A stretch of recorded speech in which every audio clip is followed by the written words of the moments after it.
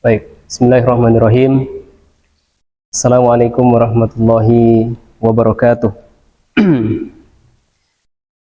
Alhamdulillahirabbil alamin bi ni'matil iman wal islam.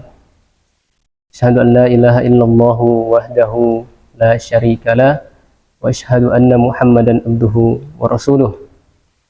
Allahumma shalli wa sallim wa barik ala nabiyyina Muhammad wa ala alihi wa sahbihi wa man tabi'ahum bi ihsanin ila yaumiddin. Alhamdulillahirabbil alamin. Puji syukur senantiasa kita panjatkan kehadirat Allah Subhanahu wa taala, yang mana pada hari ini kita masih diberikan kesehatan, kesempatan, kekuatan dan kelapangan,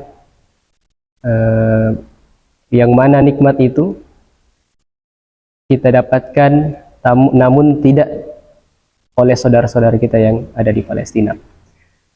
Sehingga dengan nikmat yang Allah berikan itu kita masih bisa menjalankan kewajiban kita sebagai seorang hamba, yaitu melaksanakan ibadah-ibadah di dalam bulan suci Ramadan.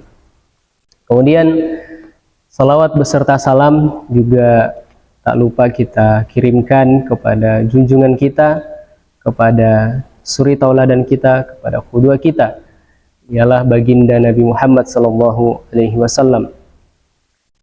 Dan tentunya mudah-mudahan dengan upaya kita, dengan mujahadah kita untuk terus mengikuti setiap jengkal sunnah baginda Nabi Muhammad sallallahu alaihi wasallam, kita menjadi orang-orang yang mudah-mudahan masuk ke dalam surganya Allah Subhanahu wa taala bersama-sama dengan beliau insyaallah taala. Baik, teman-teman sekalian serta pemirsa yang mudah-mudahan kita senantiasa dirahmati Allah Subhanahu wa taala. Pada episode kuliah Ramadan kali ini, setelah sebelumnya kita melewati beberapa episode, yang pertama itu bersama Ustadz Ari, temanya Madrasah Ramadan. Kemudian pemateri yang kedua itu Ustadz Ahmad Muslimin, temanya adalah Al-Quran. Nah, pada kesempatan sore hari ini, mengisi waktu yang ada sambil menunggu waktu berbuka, kita akan ditemani oleh salah satu pemateri yang luar biasa, yang baru saja kembali dari menempuh studi di negara Pakistan, insyaallah. Dengan tema yaitu adab dan akhlak pemuda Islam, yang mana kita lihat hari-hari belakangan ini generasi Islam khususnya anak-anak muda mengalami degradasi nilai, utamanya dalam adab dan akhlak. Sebagai contoh misalnya, kalau kita ketemu dengan anak-anak di pinggir jalan, anak-anak muda itu, bahasa-bahasa yang kedengarannya kasar itu sudah jadi biasa, Ustaz.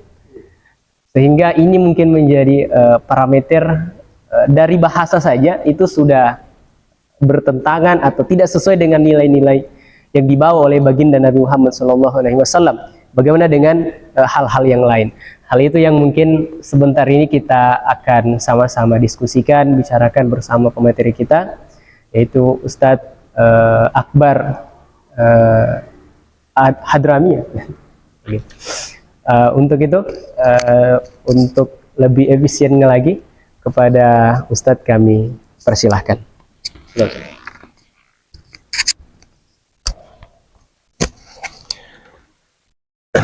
Bismillahirrahmanirrahim. Assalamualaikum warahmatullahi wabarakatuh. Alhamdulillah wassalatu wassalamu ala Rasulillah Sayyidina Muhammad ibn Abdullah wa ala alihi wa sahbihi wa man walah. Amma ba'd. Kepada hadirin yang dimuliakan Allah, yang hadir online maupun offline ya, insyaallah kita semua di bulan yang mulia ini mendapat ampunan dari Allah Subhanahu wa taala. Alhamdulillah, kegiatan-kegiatan seperti ini majelis-majelis yang kita buat seperti ini, entah dia offline atau dia online, ini mendapat ganjaran yang sangat besar di sisi Allah. Kata Nabi SAW, hudurun majlisil ilmi afdalu min salatin alfi rakaat. Atau di redaksi yang lain, hudurun majlis zikr. Hadir di majlis ilmu, ada ilmu di dalamnya, atau hadir di majlis zikir yang di dalamnya kita menjadi mengingat-ingat Allah Subhanahu wa taala, dia lebih baik, lebih afdal dibanding salat sunnah 1000 rakaat. Nah, kita untuk zaman ini mencari orang yang pernah salat sunnah 1000 rakaat tanpa putus tuh saya rasa sudah sangat jarang. Bahkan sekelas ustadz-ustadz sekarang pun saya rasa mungkin belum ada yang mampu. Nah, tapi hadirnya kita di majelis seperti ini, perkumpulan seperti ini, entah dia online, entah dia offline, itu pahalanya lebih besar. Nah, kedudukannya dia lebih baik daripada kita sholat sunnah 1000 rakaat. Nah, hadirin yang dimuliakan Allah Subhanahu wa taala, alhamdulillah kawan saya tadi Ustadz Agung ini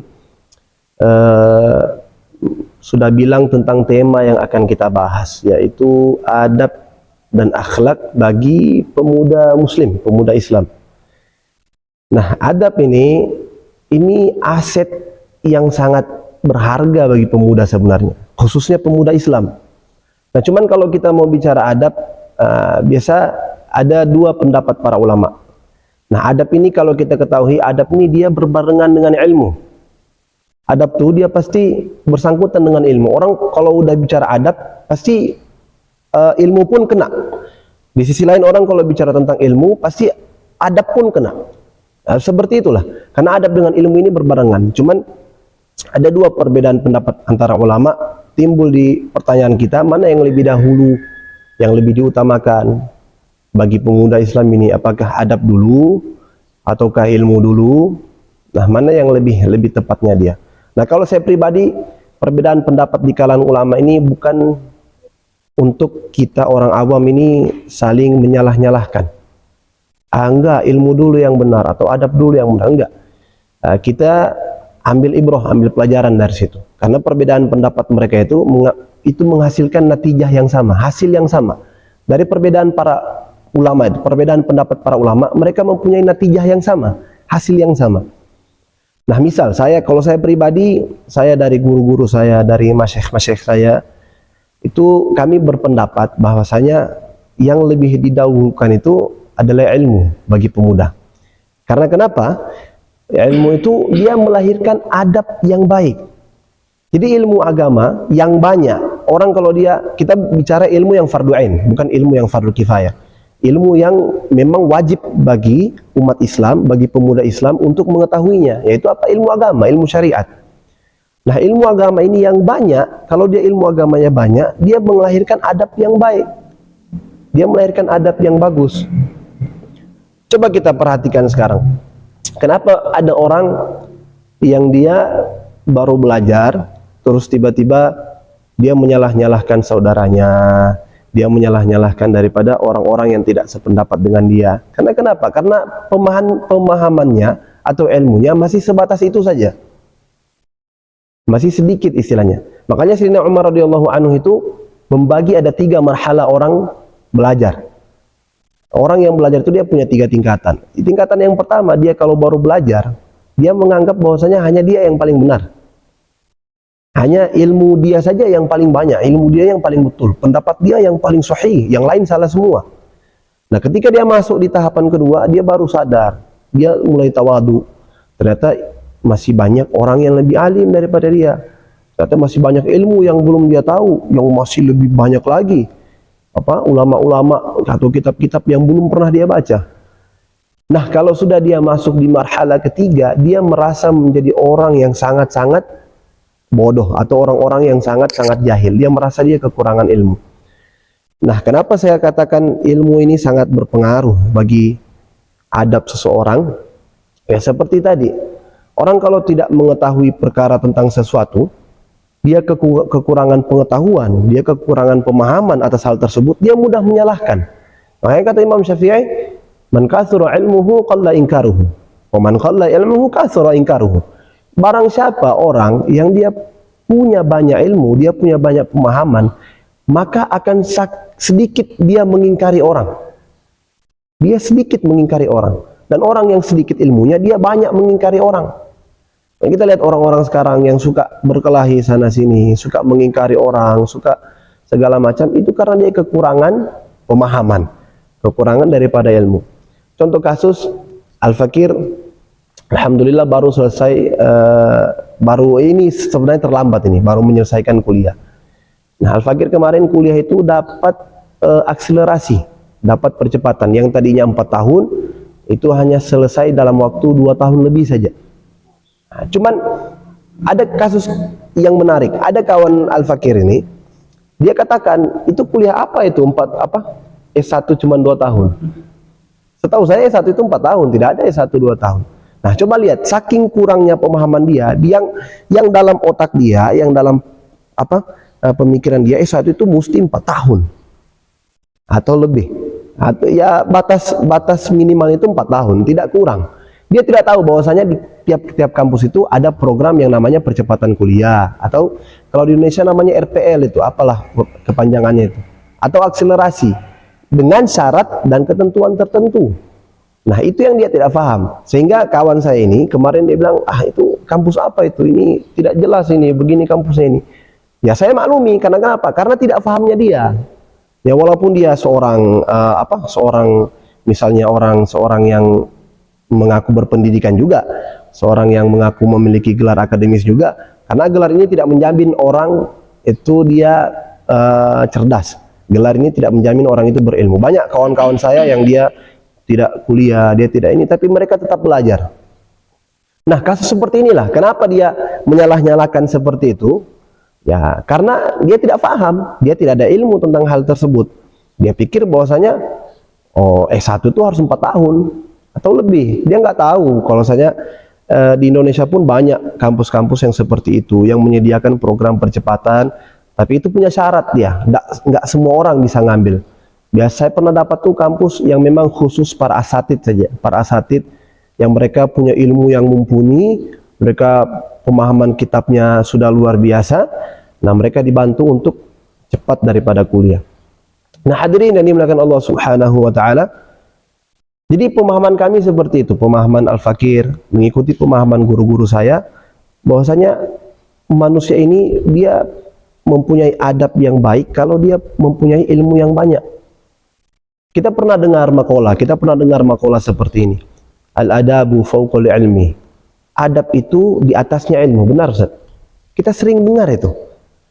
Sehingga orang pakai adab ini di atas ilmu, adab ini di atas ilmu. Adab ini harus didahulukan dari ilmu. Dia lebih utama dari ilmu. Benar. Adab tuh dia lebih utama, dia lebih tinggi daripada ilmu. Jadi al-adabu fawqal ilmi. Ini ilmu, ini adab. Adab lebih tinggi daripada ilmu. Nah, yang jadi masalah bagaimana kita mencapai sesuatu derajat yang lebih tinggi kalau derajat yang di bawah kita belum capai. Pertanyaannya di situ. Adab ini kan di atas ilmu. Gimana kita bisa sampai di adab yang baik kalau kita belum berilmu dulu? Kita mau naik tangga, mau naik lantai ke-5. Gimana kita mau naik lantai ke-5 kalau kita tidak lewati lantai 1, lantai 2, lantai 3, lantai 4? Ada prosesnya dia. Jadi orang yang punya adab yang baik itu, saya jamin dia orang yang terpelajar, dia orang yang paham agama, dia faqih, dia punya ilmu Quran bagus, dia punya pemahaman fikih bagus, akidahnya bagus, maka melahirkan adab yang baik. Sama kayak Ustadz Agung katakan tadi, sekarang pemuda Islam ini mengalami degradasi akhlak, kurangnya adab daripada pemuda Islam sekarang. Nah, saya mau tanya, kira-kira pemuda-pemuda Islam yang sekarang, yang di pinggir jalan itu, yang suka buat onar, yang suka buat keributan, yang mereka kadang mabuk-mabukan di pinggir jalan, padahal mereka pemuda Muslim, mereka suka mengambil harta orang, suka membuat keributan. Ini saya mau tanya, kira-kira pemuda-pemuda tersebut itu pemuda-pemuda yang dekat dengan majelis ilmu atau tidak? Saya belum pernah dapat ada pemuda, misal Ustadz Afdol ini, pemuda ini beliau kan dekat dengan majelis ilmu, beliau seorang santri. Ustadz Afdol ini, saya tidak pernah dengar Ustadz Afdol ini tiba-tiba, ini Ustadz Afdol kemarin begal orang. Tidak ada. Tidak ada ceritanya orang yang dekat di majelis ilmu, pemuda yang dia belajar agama, dia membuat keributan. Tidak ada ceritanya. Di mana sejarahnya orang yang dekat dengan ulama, dekat dengan masyayikh, dia dekat dengan majelis-majelis ilmu, kajian-kajian ilmu, tiba-tiba dia adabnya nggak bagus sama orang, dia suka pandang enteng orang, dia suka buat onar di kampung. Tidak ada. Di kampung-kampung kita lihat, tengok orang-orang yang suka buat onar itu, tengok apakah mereka suka dengan majelis ilmu? Nggak ada. Maka ilmu ini sebenarnya sangat penting. Dari kita lahir sebenarnya, dari kita lahir itu kita perlu ilmu. Kita makan saja belajar, kita cara jalan saja. Bayi ini perlu ilmu, bukan perlu adab. Bayi itu dia belajar jalan, dia enggak gimana jalan batabe, enggak. Dia belajar bagaimana jalan yang benar dulu. Dia jalan, dia merangkak, dia jalan terus bisa lari. Nanti lama kelamaan baru terhias adabnya tadi. Dia udah tahu, oh kalau jalan depan orang tua seperti ini. Enggak, dia baru lahir tiba-tiba jalan langsung batabe dia lewat orang. Enggak, bukan seperti itu. Nah, itu menurut pemahaman kami, guru-guru kami. Adapun pemahaman kalau ulama yang lain yang mereka mengedepankan adab itu enggak salah juga. Ya, tinggal kita mengkomparasikan bagaimana sebenarnya ini. Karena yang seseorang ini kalau sudah Allah sudah suka sama dia, Allah sudah ingin dia jadi orang yang baik, orang yang punya adab yang bagus, orang yang mendapat kebaikan, pasti Allah memahamkan dia dengan agama. Allah membuat dia menjadi orang yang faqih, orang yang paham. Ya, dikatakan man yuridillahu bi khairan yufaqihu fid din. Barang siapa yang Allah inginkan kebaikan, yang Allah inginkan dia jadi orang yang baik, yufaqihu fid din. Allah pahamkan dia, Allah faqihkan dia atas agama. Jadi ya seperti itu. Singkatnya, ilmu melahirkan daripada ilmu yang banyak, melahirkan daripada adab yang baik. Maka seperti itu yang bisa, singkatnya seperti itu yang bisa saya sampaikan. Baik. Alhamdulillah itu banyak ilmu yang bisa kita dapatkan dari materi kita pada sore hari ini. Kita sudah dapat satu kata kuncinya, bahwa kalau seseorang itu atau khususnya anak-anak muda Islam hari ini ingin mendapatkan adab yang baik, memperoleh akhlak yang baik, maka kuncinya satu, harus mendalami ilmu terlebih dahulu. Yang dimaksud ilmu di sini adalah ilmu syar'i, ilmu agama, ilmu syar'i. Nah, ini mungkin ada satu pertanyaan, Ustaz. Mungkin yang biasa juga kita temukan, ada orang-orang tidak menutup kemungkinan di masyarakat kita. Ada teman-teman yang sudah sering kajian, ya kajian di tempat tertentu. Justru setelah ikut kelompok tertentu, kajian di tempat tertentu, menyalahkan kelompok yang lain. Kira-kira ada apa yang salah dari mungkin cara belajar atau baik. Ya seperti yang saya katakan tadi, Sayyidina Umar radhiyallahu anhu membagi marhala ilmu itu, marhala thalibul ilmu itu ada 3. Nah, dia orang yang kalau dia baru belajar, walaupun udah sering, udah bertahun-tahun, tapi kalau pemahamannya masih berkutat seperti itu, dia masih, misal dia sudah ikut kajian agama, dia sudah ikut satu majelis, tapi pembahasannya itu saja, dari berapa tahun itu saja, kitab yang dibaca itu saja, maka orang seperti ini dengan mudah menyalahkan orang. Kenapa bisa saya tahu seperti itu? Saya sendiri mengalami hal seperti itu. Dulu ketika saya awal-awal belajar, yang saya tahu bahwasanya mazhab yang paling ahsan mazhab Syafi'i. Mazhab kita di Indonesia, mazhab yang kalau tarawih 20 rakaat. Ya gitu-gitulah. Nah, mazhab yang kita pakai sekarang. Dulu ketika saya masih membaca kitab-kitab Syafi'i, kitab-kitab ulama-ulama Syafi'iyah, saya menganggap mazhab yang lain ini mazhab agak salah, agak ini. Tidak memahami hadis, tidak memahami Quran. Tapi ketika saya belajar, ketika saya menemukan perbedaan antara Imam Abu Hanifah, masalah raf'ul yadain, masalah mengangkat tangan bagaimana dalam sholat, saya baca ternyata pendapat mereka itu tidak salah. Jadi zaman sekarang itu bukan zamannya lagi yang kita bilang pendapat mana yang paling benar, tidak. Dari keempat mazhab ini bukan begitu sebenarnya kita. Bukan bilang pendapat mana yang paling benar. Semua pendapat dari 4 mazhab ini itu benar. Dari mazhab Syafi'i, Hambali, Hanafi, Maliki, mereka punya koridor masing-masing, mereka punya cara masing-masing dalam menetapkan hukum dan tidak melenceng daripada Al-Quran dan Sunnah. Nah, orang-orang yang mereka walaupun udah kajian, udah majelis bertahun-tahun, saya bisa pastikan kitab yang mereka baca itu hanya itu-itu saja. Guru mereka itu hanya itu-itu saja. Coba orang yang mereka berguru di sini, terus tiba dengan guru yang lain, pasti mereka dapat pemahaman baru. Oh, ternyata begini. Ternyata apa yang dilakukan orang ini ada landasannya, ada dalilnya. Jadi mereka tidak gampang menyalah-nyalahkan orang. Walaupun mungkin dia tetap punya pendirian.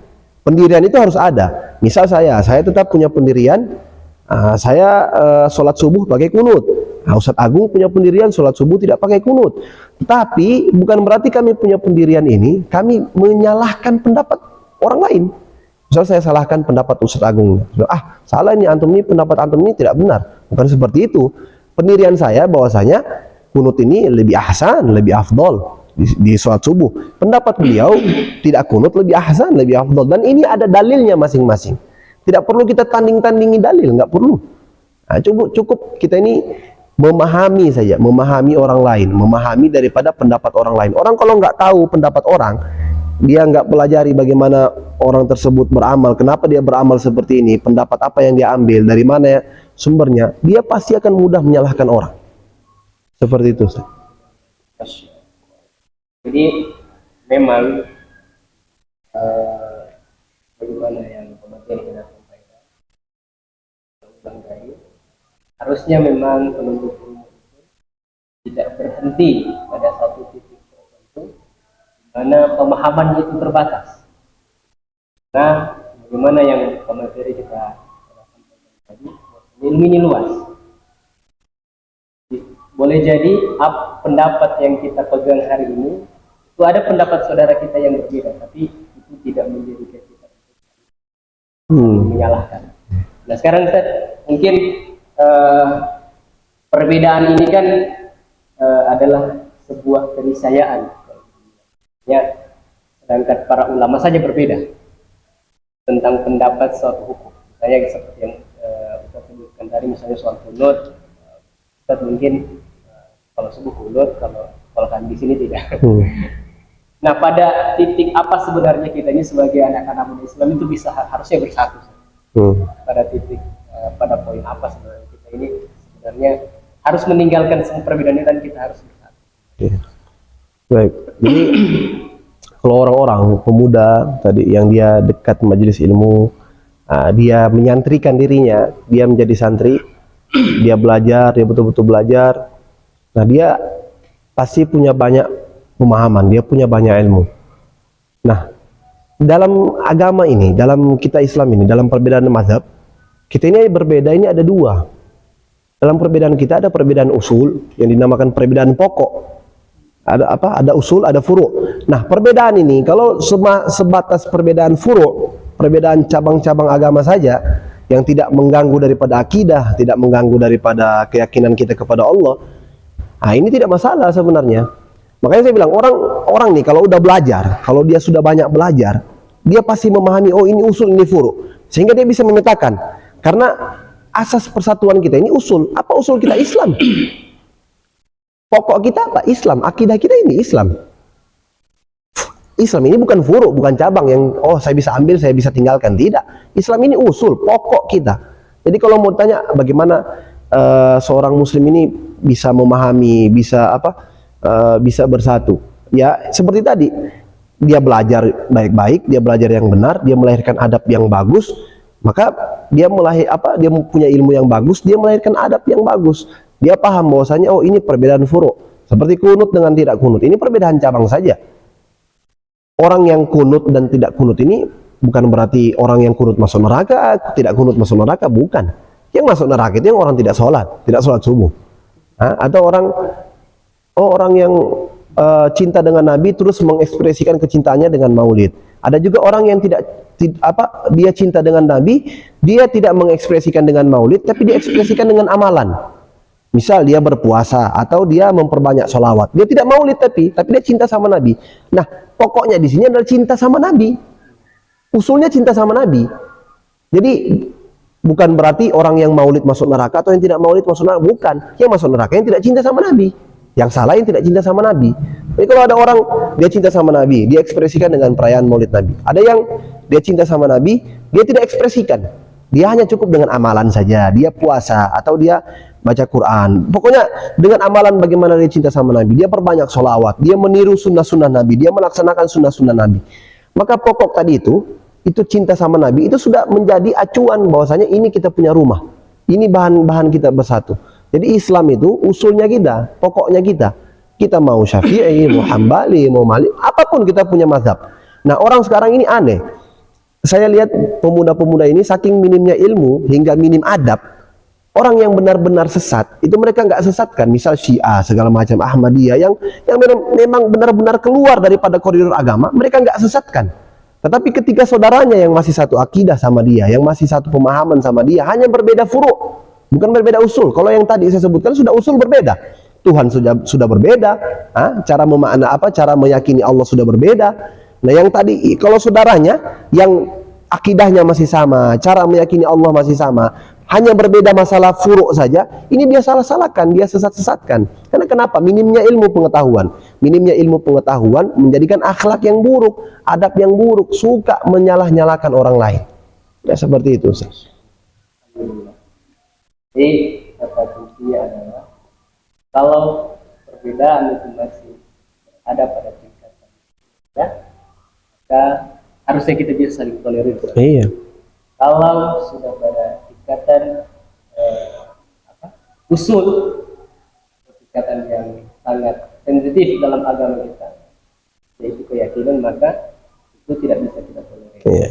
Yang mana sebenarnya saya Islam, antum Islam, kita semua Islam, maka kita saudara. Iya.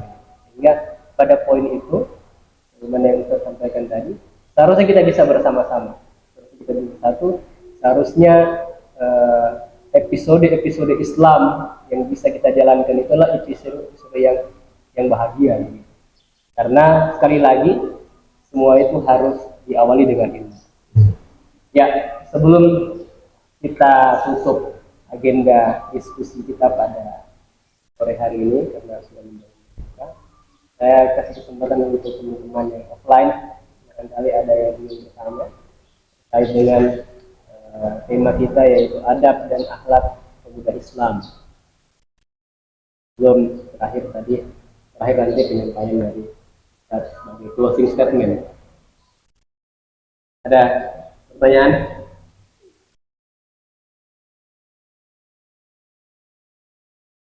Nah, saya rasa tidak ada. Berarti sudah paham semua.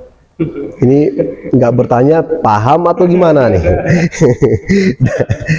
Insya Allah paham ya. Ya, saya minta mungkin closing statement.